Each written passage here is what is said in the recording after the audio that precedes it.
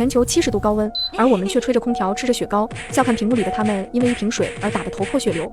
距离高温末日爆发还剩23小时，屏幕里的轩轩瘫坐在地板上，手里捧着空瓶，脸色难看极了。怎么就没水了？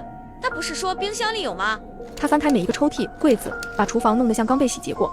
肚子疼也开始不耐烦地站在冰箱前砸门。怎么不制冷啊？不是还有电吗？看着屏幕里的他们为了找水而这么狼狈，我笑出了声。圆圆正抱着平板做登记，他们一天消耗了6瓶水、1桶面、半盒零食，如果他们按照这个频率浪费，撑不过3天。我淡淡的说，那是他们还没意识到，一切才刚刚开始。到了晚上，温度升至45摄氏度，哪怕是太阳已经下山，温度也依旧没有降低。城市开始停电，信号也变得不稳定，电视里新闻也已经开始播报天气异常。轩轩终于忍不住了，给我发了10几条消息。你什么时候回来呀？我不太舒服，屋子里好闷，空调怎么关了？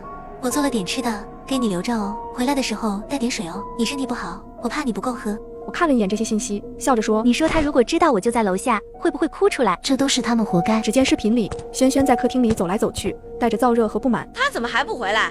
我都快要热死了。肚子疼坐在沙发上，脸色也阴沉的可怕。而下一秒，就见他们为了一根雪糕而扭打在一起。地下室中，圆圆低声地说，看来他们的关系也没有想象中的好吗？想到前世的种种，那一刻我就已经对他们的人性不抱任何期望了。突然间，手机弹出一则消息，本地播报发现首批室外死亡病例，请市民避免暴晒，预计高温在48小时内突破极限。我看着红色字体，皱了皱眉，居然比我们预计的快。我咬紧牙关，这才只是开始，这一世没有我的帮助，就让他们好好体验一下我前世的痛苦吧。晚上8点35分，末世爆发前倒计时16小时。我坐在地下室里，拿起手机，我去西城区超市买点吃的，这几天太热了，听说现在有人在囤货了。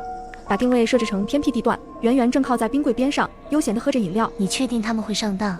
我神色淡淡道，现在还没到彻底疯抢的时候，他们只会以为我又去当苦力了。难道他们就不会怀疑吗？我笑了笑，他们不会觉得我变聪明，只会觉得我一如既往挺好骗。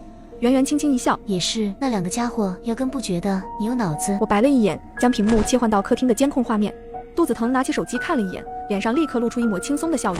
他把手机推给轩轩，他出去了，去超市找物资，运气要是好，说不定还能带回来几箱水。轩轩沉思了下，继续追问道，他会不会突然觉察什么？肚子疼不屑地笑了笑，就他那样，要是能觉察早察觉了。